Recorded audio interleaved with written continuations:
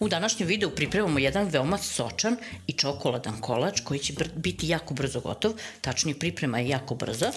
Treba nam jedan puding od čokolade koji ćemo odmah pripremati. Dodajemo 300 ml mleka, a vi možete i u 300 ml mleka da skuvate jedan puding od čokolade pa ohladite, ali ovako je mnogo brže.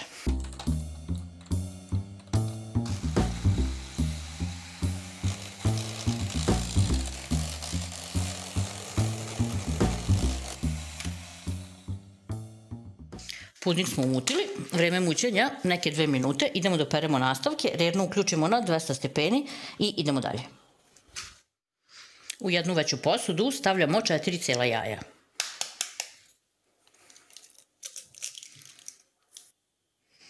Ljuska ne ide. Dodajemo 200 grama šećera i sve zajedno mutimo.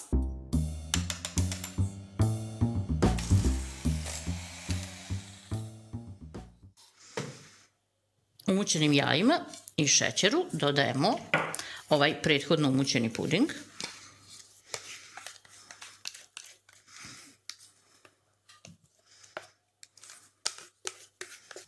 Dodajemo 100 ml vode i 100 ml ulja. Ja sam ih ovdje pomešala zajedno.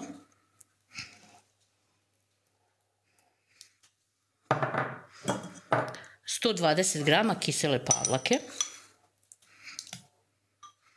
i pola kašičice soli.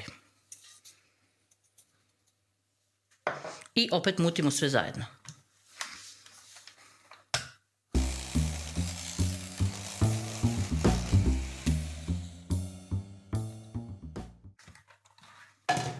U izmućene mokre sastojke dodajemo 250 grama brašna,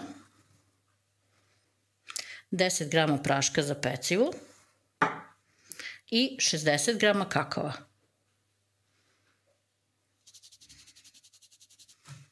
Lagano mikserom samo ovako mešamo.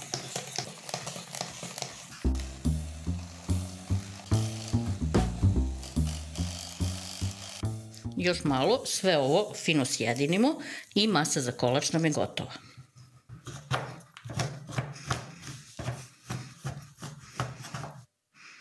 U gotovu masu za kolač ubacujemo 100 grama seckane crne čokolade i 80 grama seckane mlečne čokolade. Kombinacija može biti i po vašem izboru. I naravno sve zajedno sjedinimo. I to bi bilo to što se tiče pripreme smese. Kalup za kuglov mažemo kockicom maslaca.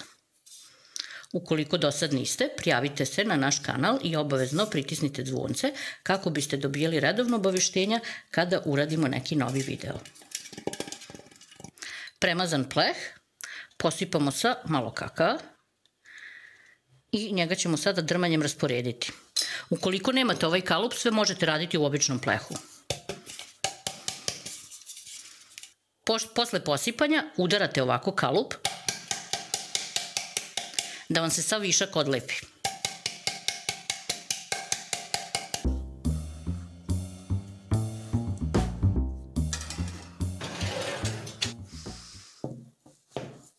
Kuglov nam je pečen, fino je mekan, evo možete da vidite. Ostavljamo ga sad 15 minuta da odstoji, pekli smo ga sat vremena, pa ćemo ga onda ukrenuti.